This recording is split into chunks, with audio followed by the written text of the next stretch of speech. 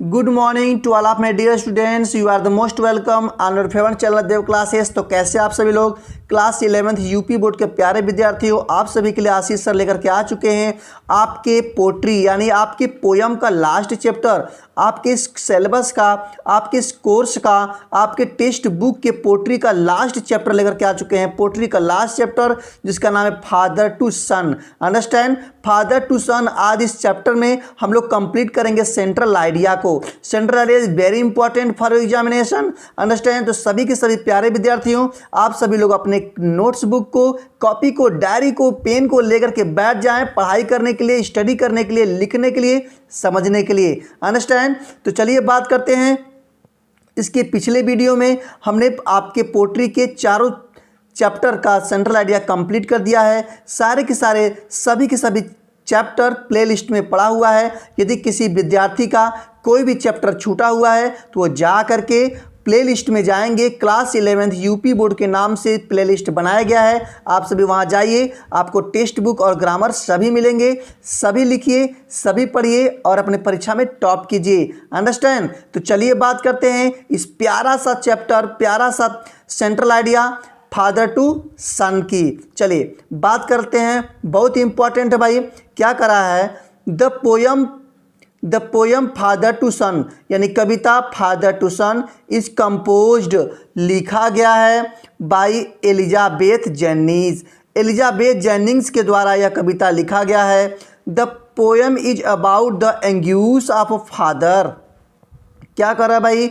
The poem या कविता is about बारे में है द एंग्यूस दुख के ऑफ फादर, पिता के दुख के बारे में यह कविता हमको बताती है। Who doesn't have a good relationship, कराए जो कि doesn't have a good relationship, जो कि एक अच्छा रिश्ता नहीं है, एक अच्छा संबंध नहीं है विथ हिज सन, अपने पुत्र से, है ना, अपने पुत्र के साथ एक अच्छा रिश्ता नहीं है। यह कविता इस बारे में हमको बताने का प्रयास करता है। क्यों भाई ऐसा होता है? क्यों पिता से पुत्र बिछड़ जाता है? क्यों, क्या बात है? देखिए आगे ध्यान से भी लोग। हिज सन इज नाउ, कर अब उनका पिता और उनका पुत्र ग्रोन अप, बड़ा हो गया है। एंड ही इज बिजी, वह व्यस्त रहता है इन इज लाइफ, अपने जीवन में, है ना। उनका जो बेटा है वो बड़ा हो गया है और अपने जीवन में व्यस्त रहता है, अपने लाइफ में व्यस्त बिजी रहता है, इसलिए पिता से क्या हो गया? दूर हो गया। The father is bitter about the generation gap, पिताजी क्या गया? पिताजी बीटर, कड़वाहट भर गई अबाउट द जनरेशन गैप, क्योंकि जनरेशन में क्या हो गया? गैप हो गया। लोग अपने अपने लाइफ में व्यस्त हो गए।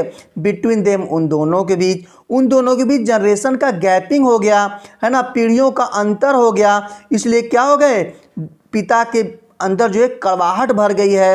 And the feeling of separation, और सेपरेशन माने अलगाव होता है। अलगाव कि यह जो भावना है, यह अलगाव जो है महसूस करते हैं। किसकी वजह से? जनरेशन गैपिंग की वजह से। उनका बेटा बहुत दूर चला गया है, बहुत ही दुखी स्टेज में रहते हैं उनके पिता।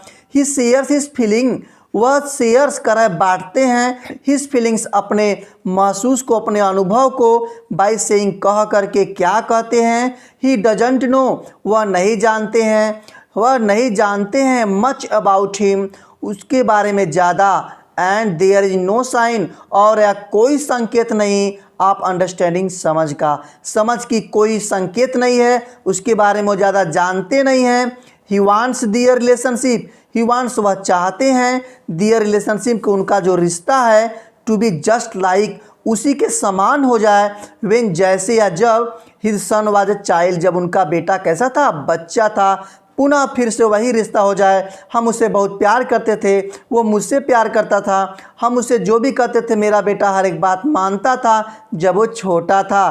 तो पिताजी यह प्रयास कर रहे हैं कि हमारा रिश्ता पुनः उस बच्चे के समान हो जाए जब वो छोटा सा था।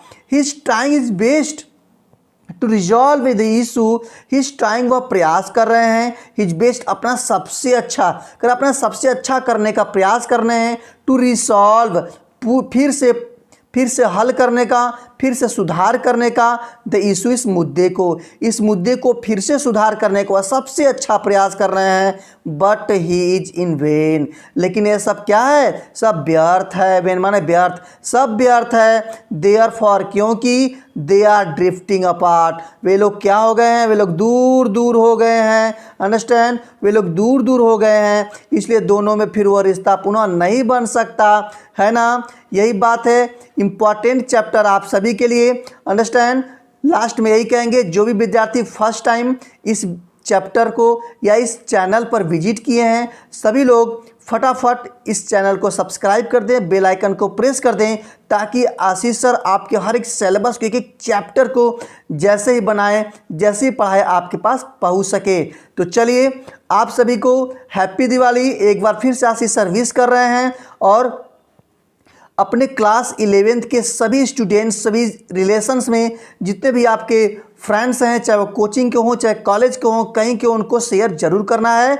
इसी के साथ आज का वीडियो ख़त्म करते हैं। लास्ट में एक ही बात कहते हैं, आज आप कमेंट जरूर करेंगे, आशीष सर को आप सभी विश करेंगे हैप्पी दिवाली। तो एक बार फिर से विश यू हैप्पी दिवाली।